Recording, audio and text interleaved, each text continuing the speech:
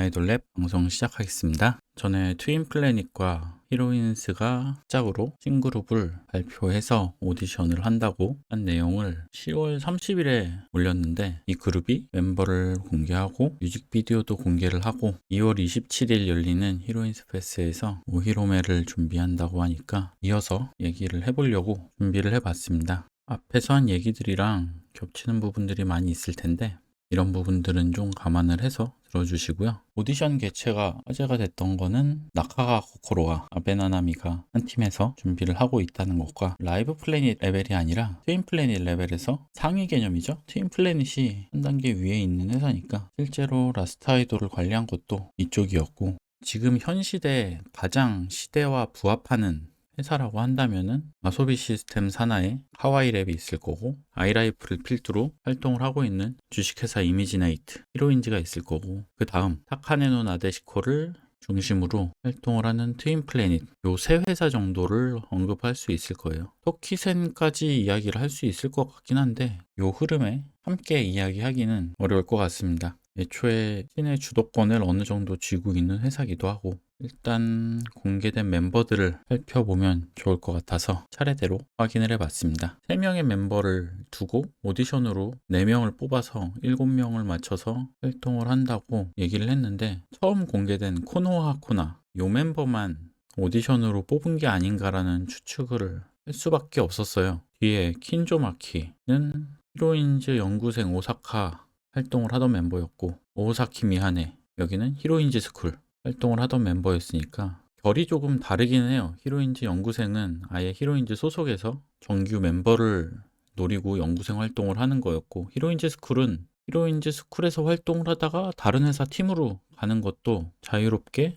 선택을 할 수 있는 학원 개념? 크게 봐서는 교육생 입장이 되는 거라서 결이 다르긴 하지만 어쨌든 히로인즈에서 키우고 있던 멤버 2명이 합류를 했습니다. 그리고 마지막이 미즈카미 리미카인데, HKT 5기생 출신, 그리고 프로듀스 101, 재팬, 더 걸스 출연도 했고, 최근에 제일 각광을 받는 라인을 다 타고 온 멤버긴 합니다. 파와라보에서 특히 이 HKT 출신들을 계속 영입을 해서 활동을 하다 보니까 다른 4A 쪽보다 더 가치를 쳐주는 느낌까지 이제는 생겼고, 프로듀스 101 출신들은 큐티 스트릿의 사쿠라바 하루카를 언급을 하지 않더라도 라포네 걸스 소속으로 활동을 활발하게 하고 있는 미아이나 이슈 같은 팀들이 데뷔부터 꽤 성공적으로 활동을 해오고 있기 때문에, 특히나 오디션 프로그램 안에서 스토리를 탄탄히 잘 쌓은 멤버들은 프로그램이 끝난 이후에 높은 몸값으로 여러 회사에서 러브콜을 보내기도 했습니다. 꼭 아이돌이 아니라도 다른 쪽으로도 활동하는 멤버들이 많기도 하고, 이 연장선에서 미즈카미 리미카는 여러모로 주목을 받을 만한 경력이 있는 걸로 생각이 됩니다. 자신의 계정을 통해서 트윈플래닛 소속이라고 보고를 한 적은 없는데, 다른 기사들이나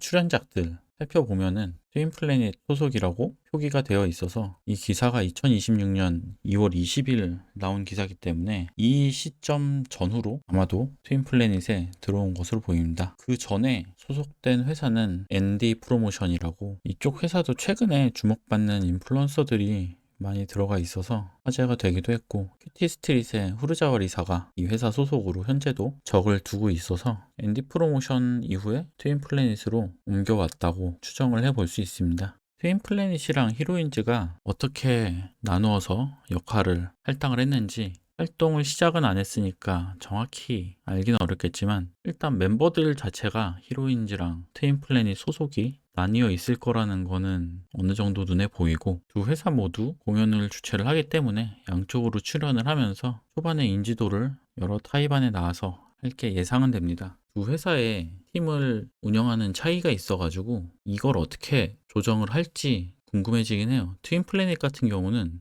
인기가 많아지면은 팬들과 거리를 조금 두게 되는 회사긴 한데, 또 그만큼 인기가 없으면은 그것도 정확히 하진 않는 부분이 있고, 히로인즈는 크게 상관하지 않고 팬들이랑 그렇게 멀지 않은 거리감을 두고 자주 공연을 열고 자주 맞대면서 활동을 시키는 회사이기 때문에 어느 회사 쪽에 좀 더 비중을 두고 움직일지는 지켜봐야 할 것 같습니다. 아무래도 트윈플래닛 쪽이 최근 시대에는 맞는 프로모션을 하고는 있기 때문에 온라인이나 팀의 홍보, 방송이라거나 메인스트림 쪽에는 가까운 회사이기 때문에 적극적으로 이쪽으로 프로모션을 해줄 것 같고, 히로인즈는 좀 더 팬들을 가까이에서 계속 공연을 하고 많은 접합점을 찾아내는 회사이기 때문에 한동안은 히로인즈 주최의 공연에 자주 등장할 것으로 예상이 됩니다. 나카가 코코로가 한동안 자리를 비우고 이제 새로 활동을 시작하는데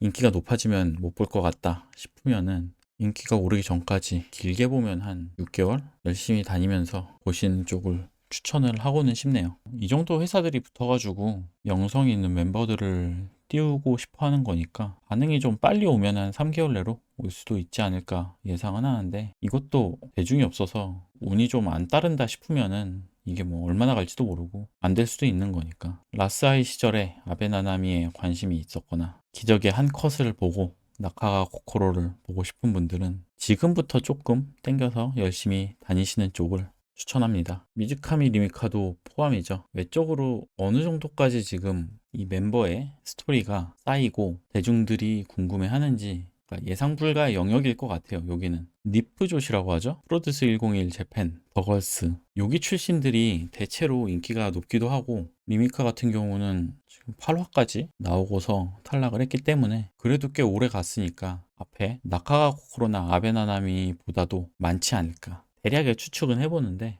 이거는 언제까지나 가봐야 아는 거고, 이 회사들의 역량이 어느 정도까지 뒷받침을 해주는지, 또 팀의 색과 어느 정도 일치가 되는지에 따라서 변동이 좀 있는 부분이니까 함부로 예측은 못하겠지만 확실히 주목을 받긴 할 것 같습니다.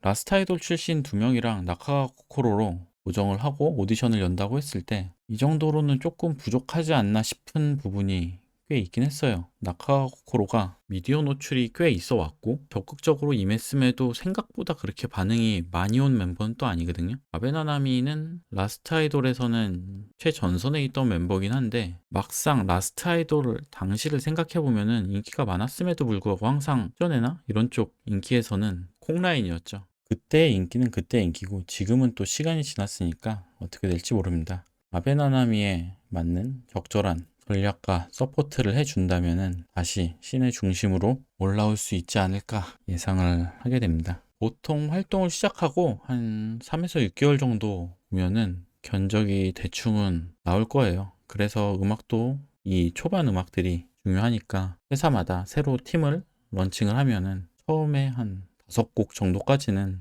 정말 혼신의 힘을 기울여서 곡을 내고 모든 부분에서 최선을 다하는 시기가 이때라 즐기기도 사실은 힘이 막 나왔을 때 즐기는 게 제일 재밌긴 해요. 물론 환경에 따라 전략에 따라 안 그런 팀이 없는 건 아니지만 그만큼 초반에 잘 뽑혀야 매출도 나오기도 하고 고정 팬층이 빨리 형성이 돼야 활동을 지속하는데 무리가 없을 정도로 실적이 나오니까 이런 부분들 감안을 하면은 관심이 어느 정도 있다 싶으면 초반부터 붙어서 관찰하는 쪽이 즐기기도 좋고 지켜보기도 더 재밌을 거라고 생각을 합니다. 첫 집합 사진이 공개가 됐는데 중심에는 나카가 코코로를 두고 있고 아베나나미가 사이드 쪽으로 좀 빠져 있어요. 아베나나미가 라스트 아이돌 때 꾸준히 전면에 나설 수 있었던 거는 큰 키와 모자라지 않은 가창력 그리고 그 존재감이 확실히 있었기 때문에 그럴 수 있었다고 생각을 하는데, 이번 팀에서도 그런 부분은 계속 쓰이지 않을까 생각을 하고,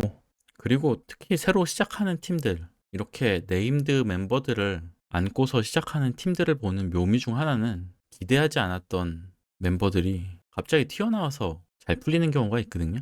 그래서 이번에 새로 신멤버로 발표가 됐는데 언급량이 비교적 적은 요 3명의 멤버 코노하 코나, 킨조마키, 오사키 미하네 요 멤버들을 지켜보는 거를 좀 더 추천을 드려요. 개인적인 경험이긴 한데 이미 네임드로 커 있는 멤버들을 가서 보면서 이들이 올라가는 걸 지켜보는 것보다 이렇게 제로부터 시작하는 멤버들을 지켜보는 재미가 더 크다고 저는 생각을 하거든요. 그래서 새로운 팀에 관심은 있는데 요 네임드 멤버들 잘 모르겠다 아니면은 취향이 아니다 싶은 분들은 요 3명의 멤버 중에 관심이 가는 쪽으로 배팅을 해보시는 것도 좋은 선택이 될 거라고 말씀을 드리고 싶네요. 이제 활동을 시작을 했으니까 한동안은 뉴스를 뿌리고 화제가 될 만한 부분을 계속 건져 올리면서 자주 보일 거예요. 어떤 식으로든 기본적으로 마케팅에 유능한 회사가 끼어 있으니까 이런 부분은 간과하지 않을 거고, 멤버마다 특징적인 부분이 있으면은 계속 드러내려고 여러 가지 방법으로 미디어에 노출이 되려고 할 겁니다. 그래서 지금부터 이렇게 팔로우 하고서 트래킹을 하면은 요 초반